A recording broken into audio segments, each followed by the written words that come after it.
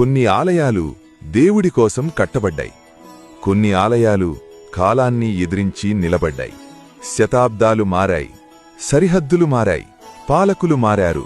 కాని మన బానూరు గ్రామ గుండెల్లో ఒక నామం మాత్రం మారలేదు: సంగమేశ్వరుడు.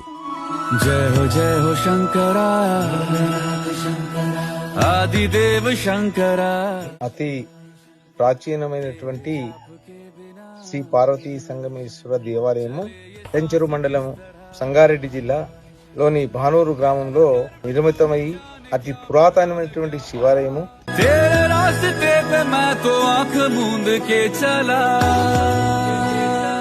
ఈ ఆలయం చరిత్ర 13వ శతాబ్దానికి చెందినది. ఈ ఆలయ చరిత్ర 1349వ సంవత్సరంలో మా దగ్గర ఉన్నటువంటి పురాతన పత్రాల ఆధారంగా మేము చెప్పగలుగుతా ఉన్నాం. సృష్టి కే జన్మ సే భీ